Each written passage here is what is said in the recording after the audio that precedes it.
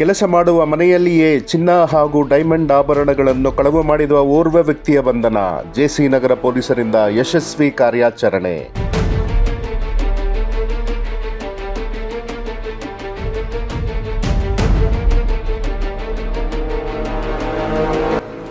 ಹೌದು ವೀಕ್ಷಕರೇ, JC Nagar police ಠಾಣಾ ಸರಹದ್ದಿನ ಮಿಲ್ಲರ್ ರೋಡ್ನಲ್ಲಿ ವಾಸವಾಗಿರುವ ಪಿರಾರದಾರರು ಮನೆಯಲ್ಲಿ ಹೌಸ್ ಕೀಪಿಂಗ್ ಕೆಲಸ ಮಾಡಿಕೊಂಡಿದ್ದ ಕೆಲಸಗಾರರೊಬ್ಬನನ್ನು 236.825 ಗ್ರಾಂ ಚಿನ್ನದ ಹಾಗೂ ಡೈಮಂಡ್ ಆಭರಣಗಳನ್ನು ಕಳವು ಮಾಡಿಕೊಂಡು ತೆಗೆದುಕೊಂಡು ಹೋಗಿರುತ್ತಾನೆಂದು ತಿಳಿಸಿರುತ್ತಾರೆ.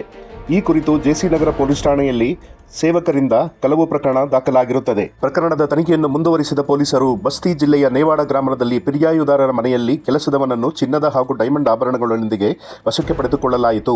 ವಶಕ್ಕೆ ಪಡೆದ ವ್ಯಕ್ತಿಯನ್ನು ವಿಚಾರಣೆಗೊಳಪಡಿಸಲಾಗಿ ಈ ಪ್ರಕರಣದಲ್ಲಿ ಚಿನ್ನದ ಹಾಗೂ ಡೈಮಂಡ್ ಆಭರಣಗಳನ್ನು ಕಳವು ಮಾಡಿರುವುದಾಗಿ ತಪ್ಪೊಪ್ಪಿಕೊಂಡಿರುತ್ತಾನೆ. ಆರೋಪಿಯ ವಶದಿಂದ ಒಟ್ಟು 236 ಗ್ರಾಂ 825 ಮಿಲಿ ಚಿನ್ನದ ಹಾಗೂ ಡೈಮಂಡ್ ಆಭರಣಗಳನ್ನು ವಶಪಡಿಸಿಕೊಳ್ಳಲಾಗಿರುತ್ತದೆ. ಇವುಗಳ ಒಟ್ಟು ಮೌಲ್ಯ 35 ಲಕ್ಷ ರೂಪಾಯಿ.